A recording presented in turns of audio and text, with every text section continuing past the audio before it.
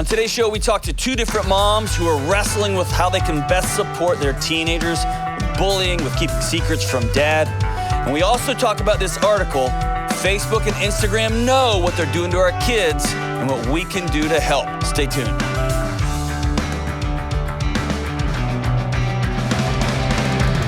What up?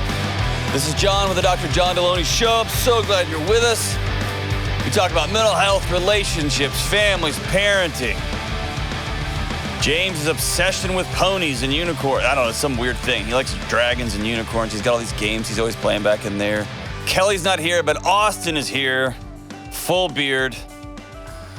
Not near as... I'm just going to stop right there. I'm glad you're here, Austin. See money over there on the screens, pushing buttons and knobs and faders. It's good to see everybody, all smiling faces. James, listen. I just looked over at you and you're just wiping your brow. And it's like, oh, God, I hate my job. I'm just thinking about all the money that Kelly's racking up when you say listen. Oh, dude, man. What were you going to say? I was going to say, I've got this incredible article from the Wall Street Journal out September 14th on what Facebook knows about Instagram and kids. So hang tight. This is a good one, and it gives me hemorrhoids. If I wish this episode was brought to you by Preparation H. It is not, but when I read this, it gave me such GAS. It makes me rage. I'm working hard on that sponsorship. Don't you worry. Preparation H for the hemorrhoids. I don't really have hemorrhoids, America. And by America, I mean all 33 of us. Y'all know that. Well, man, I just made this all weird now. Austin's like, dude, what are we doing? I worked hard to get to this. I went to college, told my friends, hey guys, guess what? I'm on this new show. I thought I got out of the medical field. We are back, my friend. We are back. I don't even know where to go from hemorrhoids. Let's go to Marie in Anchorage. What's up, Marie? How's it going? Good. How are you? I'm from Preparation H to yes. to my question. To Marie. Yes. And listen, this is probably one of those moments when you were like, I was going to tell my friends I was on the show. And then the lead-in is talking about hemorrhoids and how angry I get at Facebook and Instagram. So sorry about that. So here's what I'm going to do. I'm going to pause. And now you can just cut it and hand it directly to them from there. And that way you'll miss all of the weird stuff where I talk about my body. All right, so how's it going? Perfect. It's going good. My question is, I have a son that is dealing with bullying at school, and he seems to be super unhappy. And he's kind of a pessimistic personality. He's a twin. He's kind of always been that way a little bit. Okay. And I'm not sure, as a parent, how do you balance... they talk to me more than any other. I have 3 older kids, too, that are grown. And these boys talk to me. I mean, I'm so blessed. But, hearing what they're saying, it's like, I want to validate their feelings. I want to listen. I want to take it seriously. But at the same time, life is super hard. Is it normal stuff that I'm dealing with?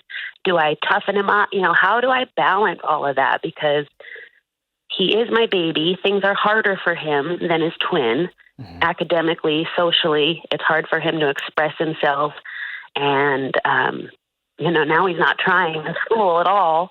And he's suffering. And he's telling me about it. And I just don't know. I need real things to do. I need real things that will help. Do I take him in and try medication? We tried it when he was younger. Do I take him out of school, put him in a new school? I don't know. I'm lost. First, man, that's so hard. That's heartbreaking. Because you love that little boy, right? He is amazing. Absolutely amazing. I hate that for him. I hate that for talented, you. Talented beyond belief. He could maybe be on the spectrum with things. He is musically talented. He can drum like no other. He has a comedic humor that is far beyond his peers, so I don't think they understand him. A room full of adults would be in stitches. But I just think that he's 14 and he's, things are super, like I said, they're super hard for him. And he has a twin brother that everything's easy for. And so being compared. He not only has the acute feelings of people picking on him and giving him crap, or realizing I got a funny joke here and nobody gets how funny this is, or I'm drumming on stuff and the teachers always holler at him to be still and quit moving and this and that. But he also has a picture of himself in another body doing everything right. Right. Ugh, they're not identical. They don't look anything alike, so that helps. Okay. So it's just his weird, ugly brother. That's fine. That's totally different. Yeah. Okay, so great questions, and really something that parents all over have been wrestling with for a long time. Like, life is hard, and we let's let them get toughened up. If I run in there and rescue them for everything, I'm actually stealing from them in the future, from their future selves. I'm preventing them from learning how to solve problems, how to get resources, etc. And bullying's changed over the last 20 years. There's a digital component to it, cyberbullying, right? That these things that our brains have mechanisms. Well, I want to talk about that too. Okay. Kids have gotten mean in a way that they've always been mean. Kids have always been ugly and mean, but it has changed. The stuff I dealt with as a kid was brutal, and the stuff I saw my students deal with for the last 20 years is another level. It is brutal. Yeah. And I think lack of civility from parents, change in entertainment has shifted. There's just everything's just laid on top of each other, and whoa. Loss of consequences. When I was a kid, if you mouthed off to the wrong guy, you got hit in the mouth. There was a natural consequence. Yeah. And I'm not saying that's great, but it was a leveling effect. We all knew you do this could be a result. That's gone now. And if you hit somebody, you go to jail. And so there's just this consequence-free environment, and there's just some kids who are just paying the price for it. So here's the litmus test for me. And I will tell you, this is hard for me because I messed this up with my own kid. And I won't go into too much detail, but I didn't do it the right way. I didn't listen to him, and I missed some things. And I just have to live with that. And I got to forgive myself and then do better next time, and which is good, but I didn't listen. So the difference is kids say mean stuff. That's life. Kids push on each other and get in each other's faces and say things. That's life. So there's a difference between kids who are mean and kids experiencing mean things or uncomfortable things and bullying. So the definition of bullying is a couple of things: aggressive, repetitive, intentional, and power dynamic. Okay. So is your kid constantly drumming in class on things, and the kid next to him says, "Hey, spaz, hey, maniac, quit." Right. That in my mind is not bullying. See, I try to get to the bottom of that, and when we do, sometimes I'm like, I think that's not that bad. But you're thinking I'm going to tell him these things, right? I want to tell you that exact same thing. Were you being annoying? Exactly. There you go. Or is there a guy, a kid, a young lady? Is there a group who seek your son out to prop themselves up? That they seek him out to diminish him, to make fun of him, to mock him, and they send him text messages or Snapchats that reinforce that he's less than, that he's dumb, and it's pervasive. It goes on and on and on. So when somebody's mean, you can avoid them. You walk away. Or if somebody does a thing, they snap at you and say something like, "You're an idiot, you're stupid, you're always moving around." That's annoying. It's not bullying. Mm-hmm. It's the pervasive, aggressive, repetitive. They are seeking my kid out. So that's number one. Number two is, have you involved the school support network yet? Mm-hmm. So have you called teacher and said, "Hey, my son is telling me these things. What are you seeing?"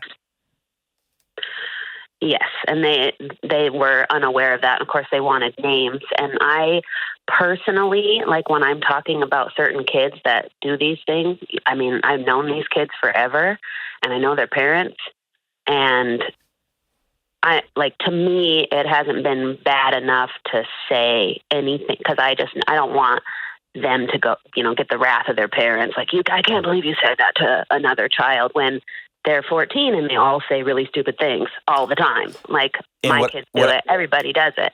They do, but you and I, what's just stupid and roll your eyes and dumb, you and I have 15 or 20 years worth of wisdom. Right. And Teflon.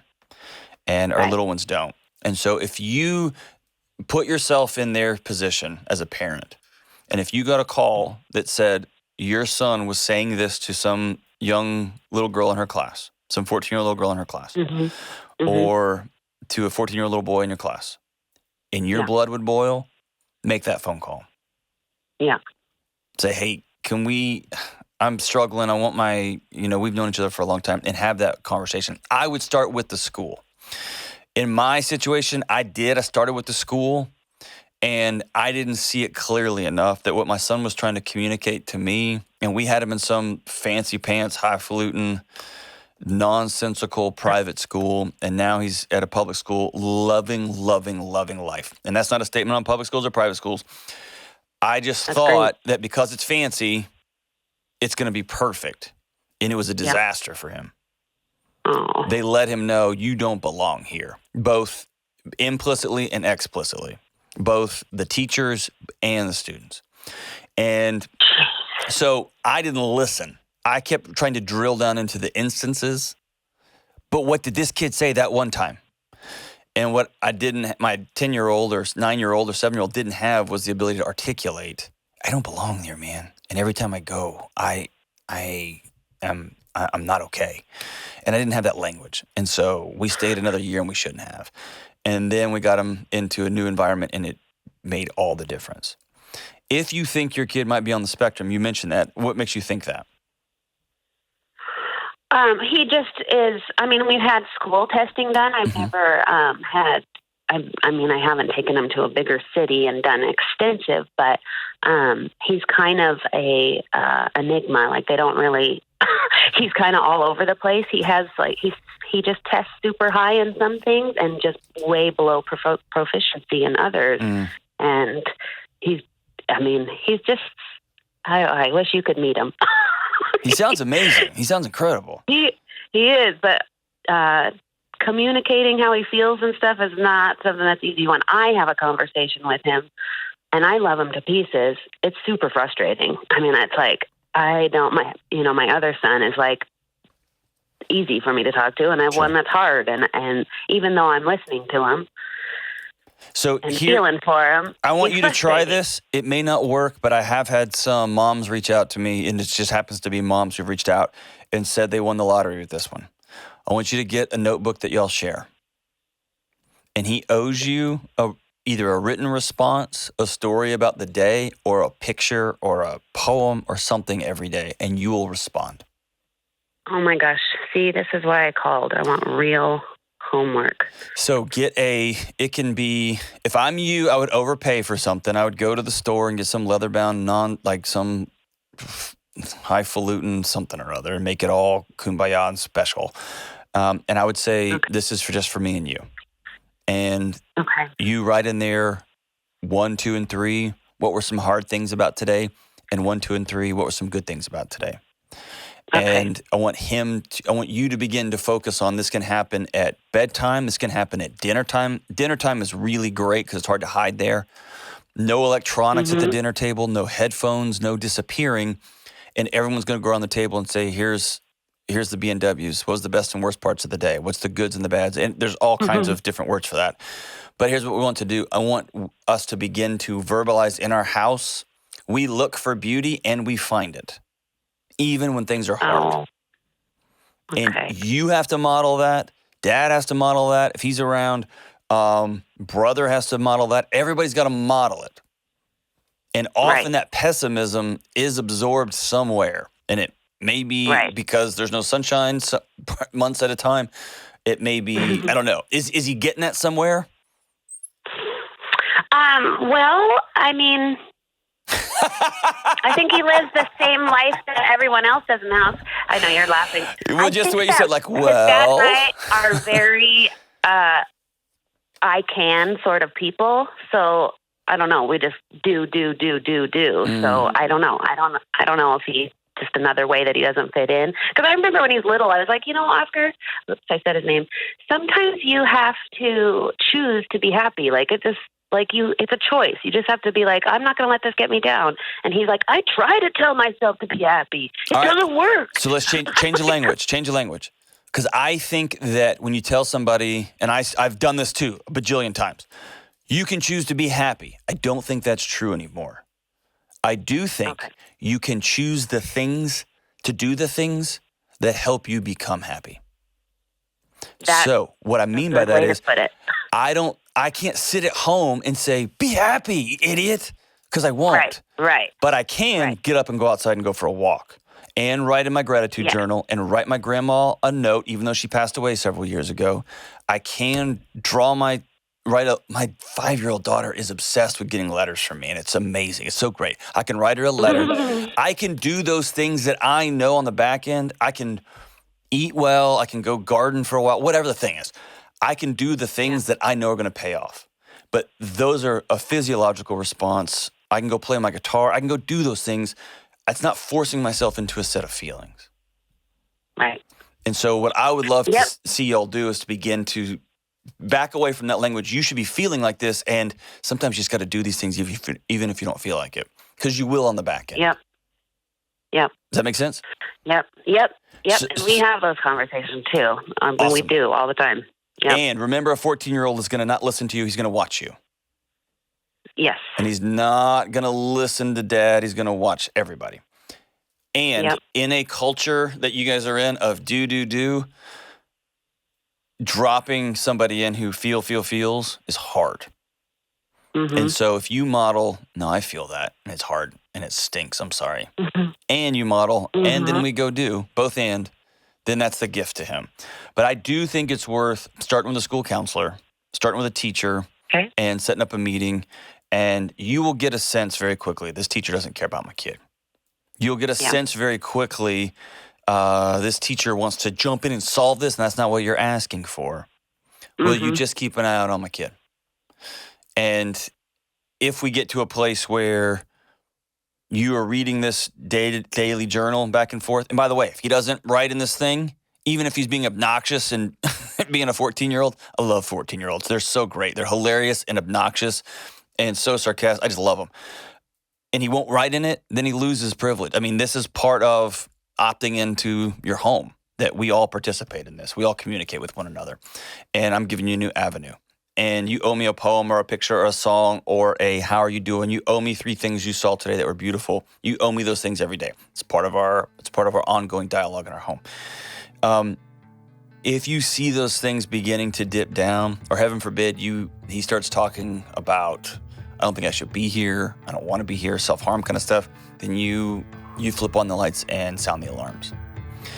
But let's work on the communication stuff. So let's come up with a new way to communicate with one another. And it could be that y'all just write hilarious poems back and forth, or you write letters to each other back, whatever that looks like. And let's talk about not choosing to feel a certain way, but let's choose to do the things that are going to lead us to feeling okay. Great question, Marie. You're awesome. He's lucky to have you. That little boy won the lottery with having you as his mama. And don't hesitate. If it's pervasive, aggressive, intentional, over and over, call parents, call a school, take it from somebody who didn't. And I wish I had. We'll be right back on the Dr. John Delony Show. Hey, what's up? This is Delony. Let's talk about getting a good night's sleep.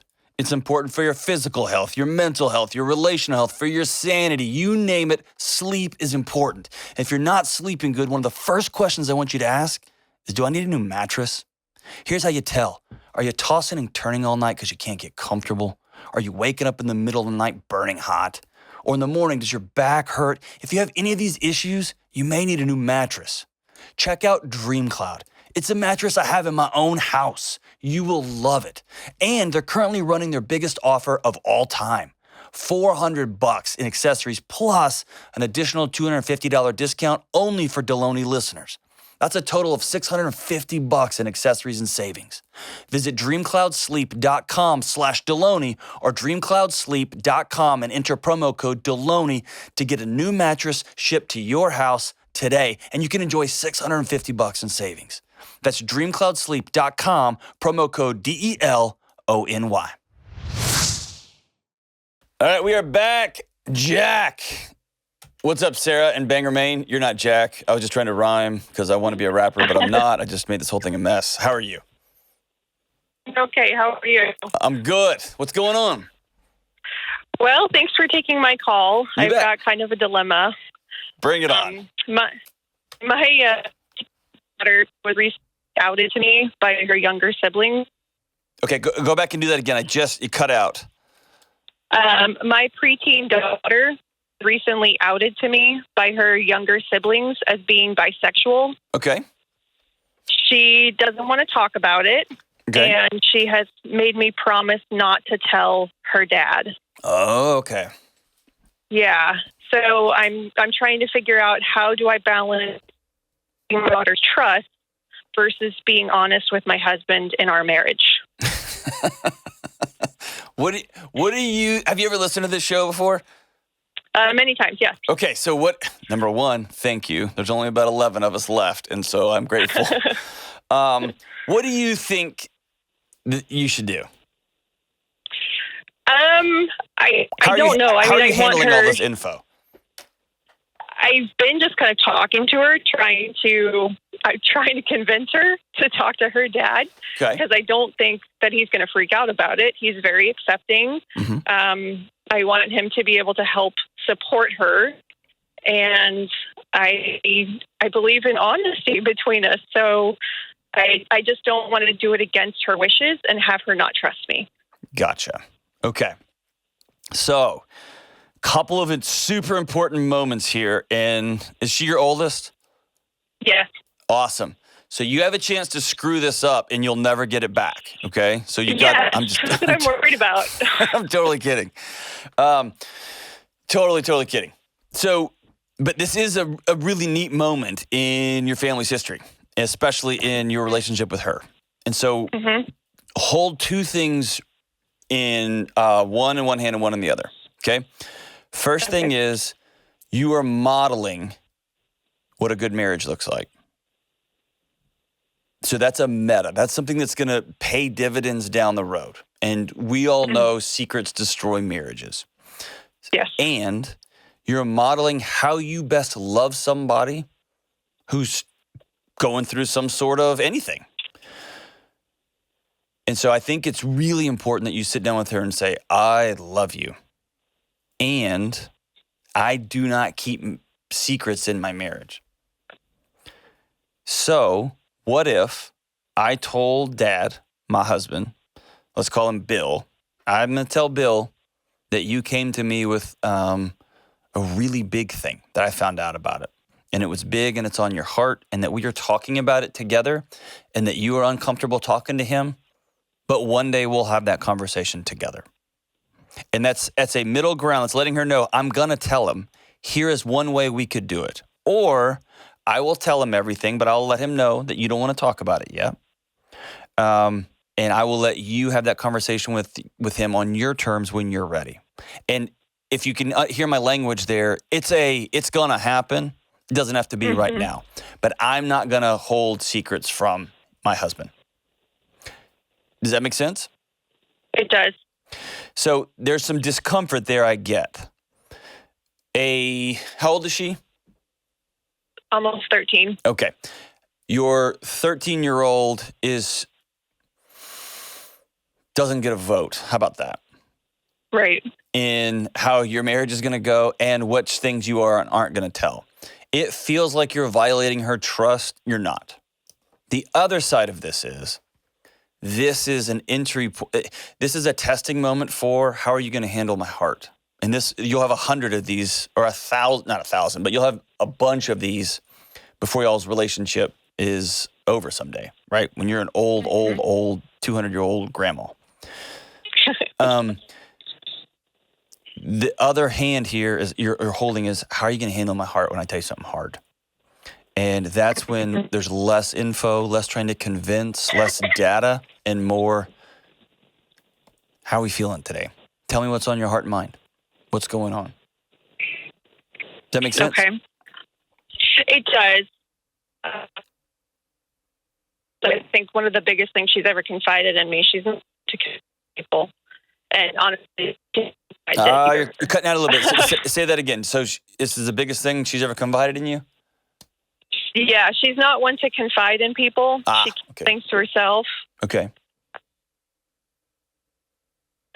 You know, this being something that now I have in my keeping, if I start telling people, that it can be something where she's not going to confide in me in the future.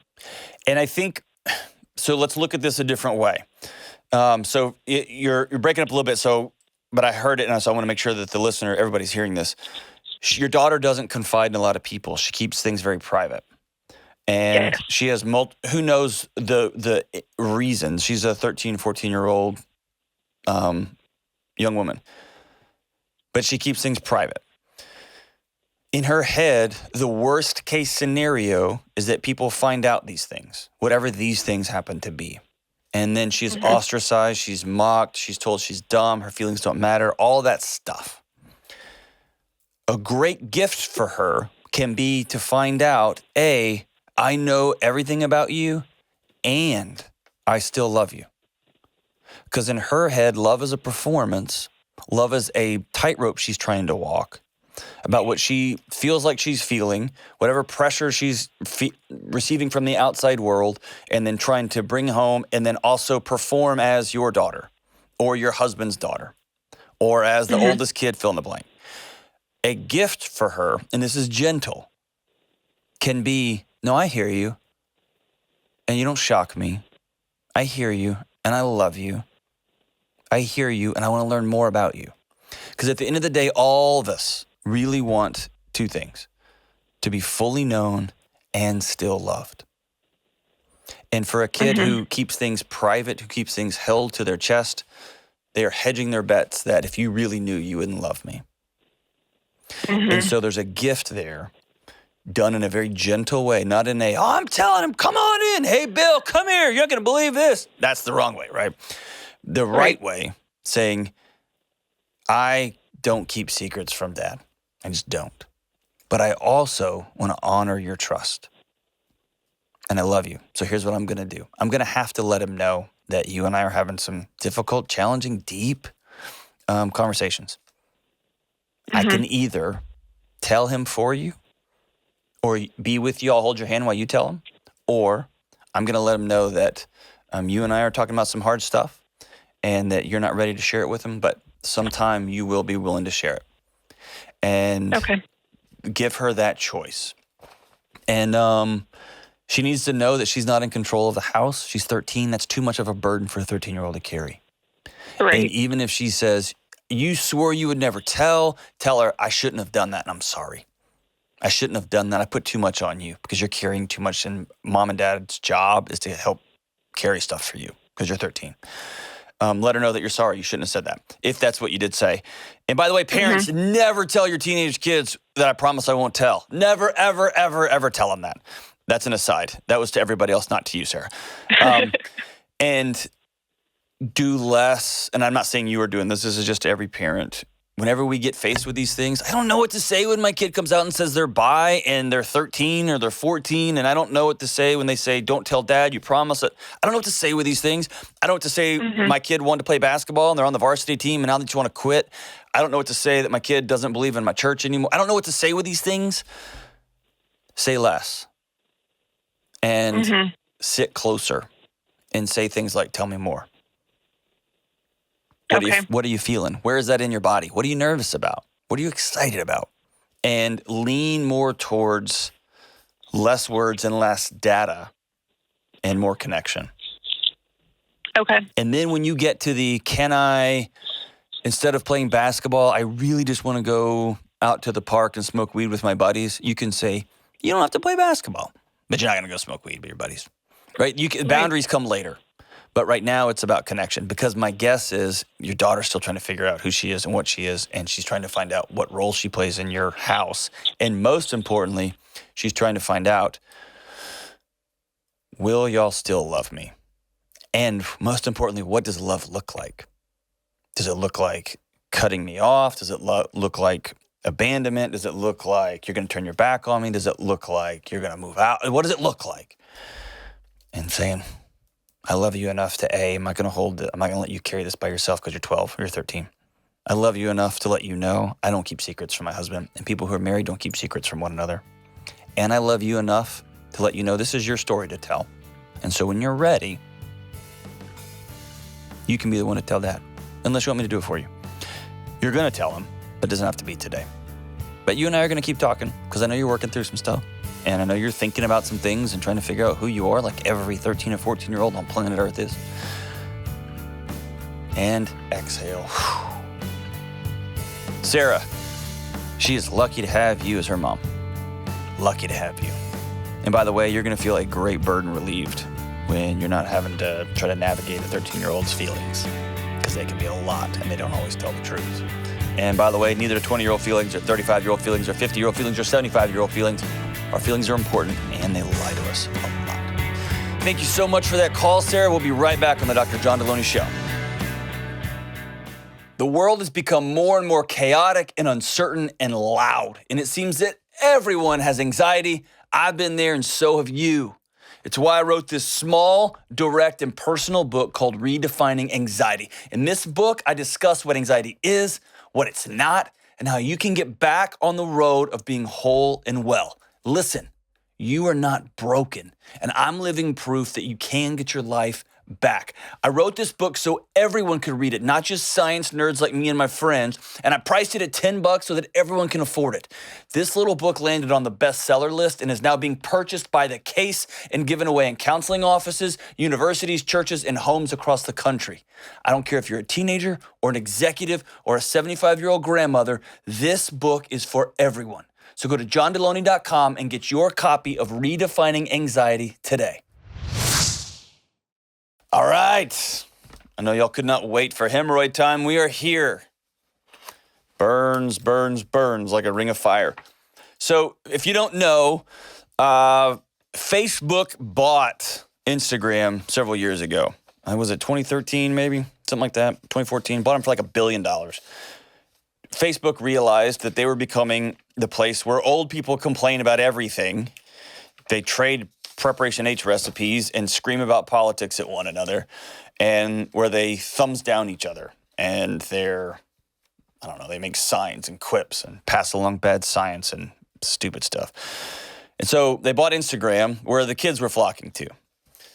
And as any good company does, they do market testing on how their product is working, how it's being received, how the end user is experiencing their products, and what are some challenges moving forward, what are some opportunities moving forward, a little SWOT analysis. And if you've seen in the news, Instagram's working on a product for under 13-year-olds. What's an Instagram product for kids, for children? Then this article in the Wall Street Journal comes out. We'll link to it in the show notes. The title is by Georgia Wells, Jeff Horowitz, and Deepa Seetharaman. Facebook knows Instagram is toxic for teen girls, company documents show. Here's a couple of excerpts. 32% of teen girls said that when they felt bad about their bodies, Instagram made them feel worse. This is from internal research that they did on their own product inside their company I don't know how this thing was leaked, but it was internal research documents presented to employees, including the executives. Comparisons on Instagram can change how young women view and describe themselves. These are internal documents. One of the internal documents said, we make body image issues worse for 1 in 3 teen girls, as they summarized research about teen girls who experience the issues. Teens blame Instagram for increases in the rate of anxiety and depression, body image issues, and this reaction was unprompted and consistent across all groups. Among teens who reported suicidal thoughts, 13% of British users and 6% of American users trace the desire to kill themselves to Instagram, one internal presentation slide showed. And this article goes on and on and on. The features that Instagram identifies as most harmful to teens appear to be at the platform's core. These are not peripheral things. These are core to how Instagram works, how the algorithms work, how it uses pictures and pithy little sayings, and how it uses full bodies instead of like TikTok focuses on faces or on fill in the blank. The core presentation of Instagram is hurting kids. In August, Senators Richard Blumenthal and Marsha Blackburn, in a letter to Mark Zuckerberg, called on him to release Facebook's internal research on the impact of its platforms on youth mental health. In response, Facebook sent the senators a 6-page letter that didn't include anything about the company's own studies. Instead, it said, "We are not aware of a consensus among studies or experts about how much screen time is too much." Totally dodged it. In fact, when they said, "We want to see your research that you have done on your products on how it's affecting kids," they said, "Well, we don't know of any studies out there. Thanks for the inquiry."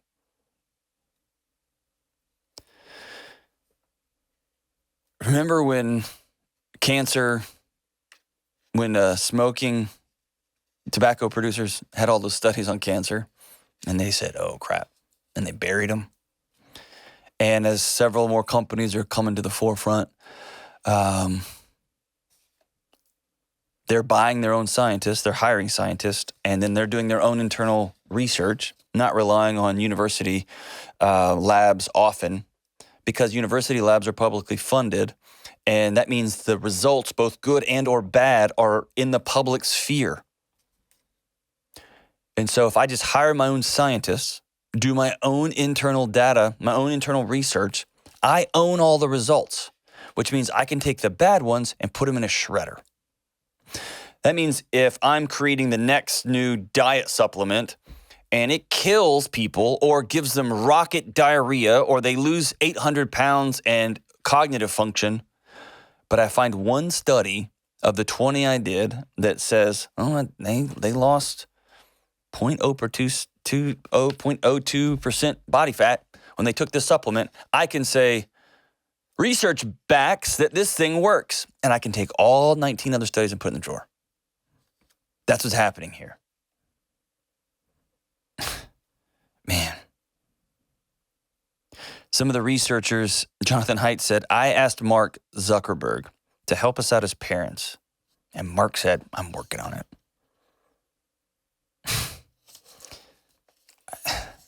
Here's the thing.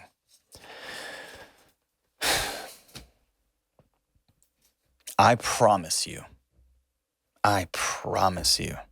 both from my personal experience, from the data, the ever-increasing data that is coming out in study after study after study after study, that handing kids a smartphone and saying, make good choices, is going to have dramatic negative effects.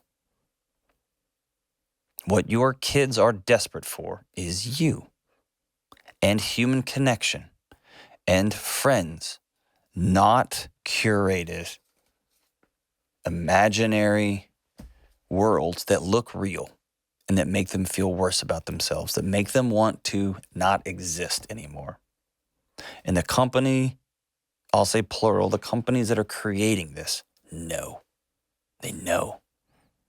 And it's just a matter of time, and we're all going to say, ugh, we knew better. I'm calling on us parents, let's do it differently. Let's be different. It's my friend Nathan and I, we are always back and forth. Be the only one. Be the first and only parent in your little circle that says, you know what, we're just taking this crap away from our kids. We're taking it away. We're going to make our kids communicate with real people. They can Zoom their friends in the living room, but they're not going to be on these platforms just scrolling. Parents, connect with your kids. Take the screens away. Take the apps away, the social media away. Stop. You can disagree with me on that. I'd love to hear your disagreements. Write me your emails. Let me know that I'm wrong and that I'm crazy. I'd love to hear it. I've not seen one compelling research study, one compelling interaction with a child who made me think, you know what? I'm wrong. I should give all my kids social media. They're 7. They should have TikTok. You're right. They are 9. They should be on Instagram. Yeah, you know what? I need to get my kids Twitter. That's probably a smart idea. I haven't seen one. I've seen a bunch of exhausted parents, myself included, who are just like, you know what? I'm whatever. I'm going to go watch Netflix. I'm tired. Do whatever you're going to do. Make good choices. And parents, it's not enough anymore. Let's do right by our kids. All right, hemorrhoids over. And to get us out of this, we're going to... hemorrhoids aren't over. I don't even know how they're over. I know there's some procedures and stuff. I don't want to talk about that. We are not talking about that.